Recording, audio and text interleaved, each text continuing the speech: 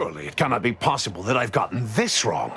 All your so-called arguments are pure hearsay. Allow your resolve to be shaken when millions lie dead? If I had not traveled with the commander, I would attempt to slay you on the spot. Instead, I shall appeal to any lingering remnant of your honor to do what is right. Do you want me to applaud you for your restraint? No. It doesn't matter what proof you bring before me. I am following the grand plan, and I will be vindicated.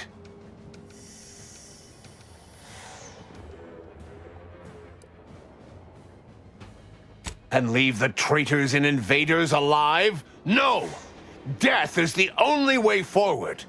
We can only be made pure from the ashes, despite whatever supposed proof you have to the contrary.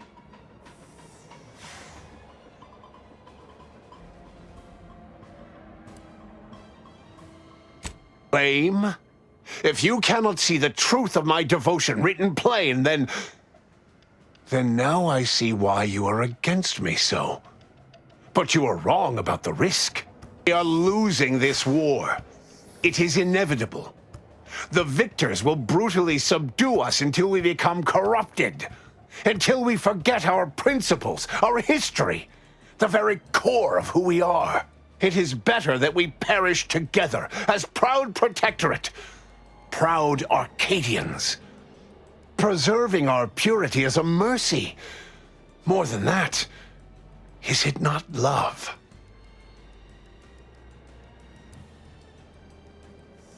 What use is living if your very framework for existence is in jeopardy? Oh, Matriarch, guide me. I think I see now. Matriarch spoke of this in her writings. The follies of focusing so deeply on such a framework and losing sight of its pieces. And I fear I have.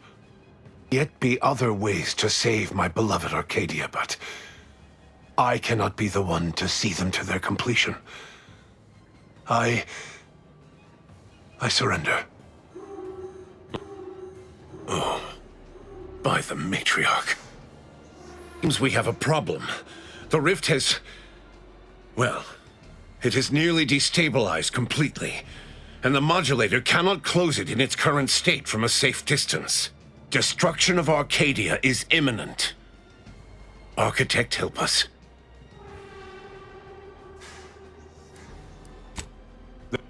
Though, given your tenacity in preventing bloodshed, I don't believe you'll appreciate it. A chance yet remains. We must bring the modulator as close to the rift as possible. However, when the rift folds in on itself, this ship and its operator will not survive. Always a catch, ain't there? Taking a page from Auntie's choice product testing, I see. We do try to avoid a consistent certainty of death, though. It's just bad business. Clear. I am not placing this burden upon your shoulders. This was my doing. And so it is my responsibility to set things right. I will give you time to vacate the ship. When you are clear, I will fly it into the rift myself. You are right. Arcadia will find its way without me.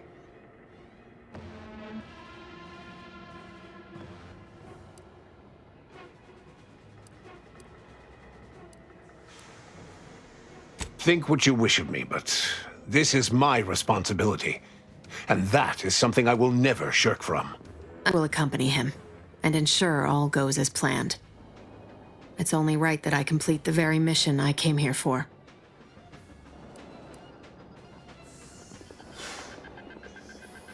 Your goal here is the same as mine. Do not mistake that.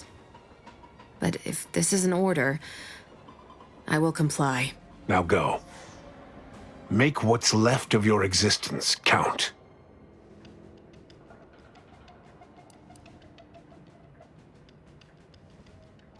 Only someone such as yourself could distill a grave matter of life and death down to winning. Let's get on with it then.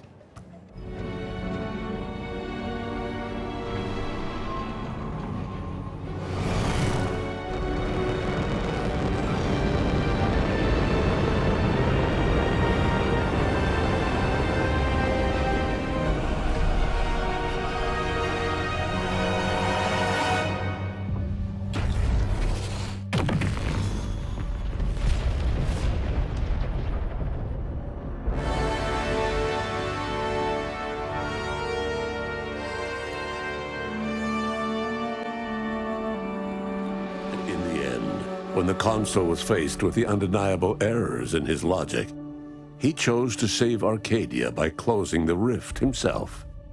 He died hoping his sacrifice might make up for the disastrous decisions he had made.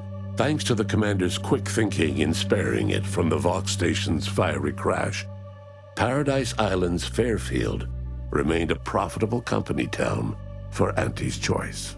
For his outside-the-box thinking and innovative propaganda techniques, D.B. Milverstreet was promoted, while rival Officer Carr seethed at her lack of upward mobility, or even bronze-tier executive benefits. Vigilant Hogarth, now acclimated to Fairfield, leaned on the Protectorate ideals of neighborliness, while overlooking all the authoritarian tactics, so he might help the Order to succeed with the equation. Auntie's Choice assumed control over the day-to-day workings of Matriarch's Mercy, the better to monitor their new colleagues in the Order. The monastery, however, returned to normal operation, tracking the clockwork of the grand plan. The monastery's abbot became a scapegoat for recent tragic events, having not detected Wiley's dastardly schemes. His superiors demoted him, mainly to show their corporatist allies that academics could keep their people in line too. Seer Wiley fled the Order and sought refuge in a backwater Arcadian town to contemplate his failings. As word of the ex-seer's arrival spread, people lined up for predictions. Forsaking the math that failed him, he offered obvious yet effective advice instead. Val continued to serve the commander of the Incognito faithfully, for many more years than should be possible, giving automechs like her everywhere a reputation as stable and reliable. As a result, more Valerie units were put into service, while fewer human agents were deployed into the field. As he rose through the Earth Directorate ranks, Niles pressed for a field directive to deploy the new Val units only when the situation posed significant risk. The policy reduced agent casualties by a significant margin.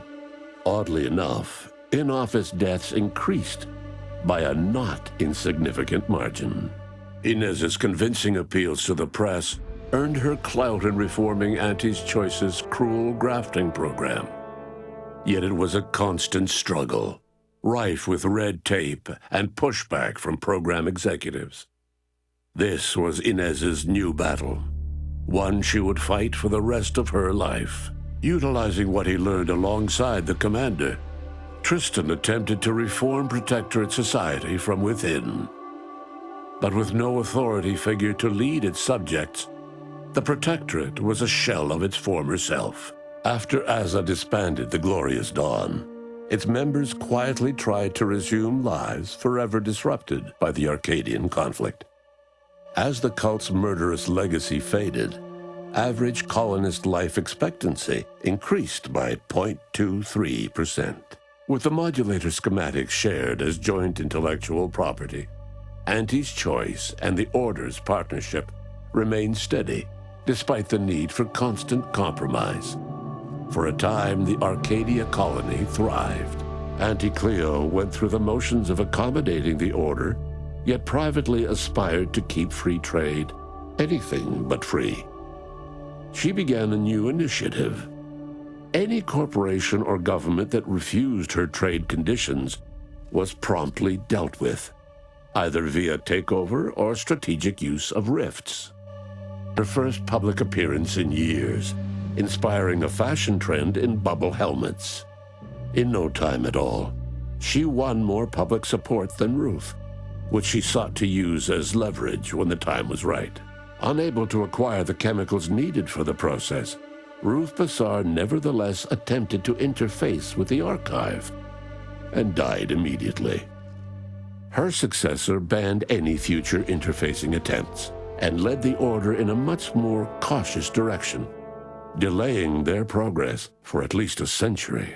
Adrift without firm leadership, Protectorate subjects struggled with post-war life.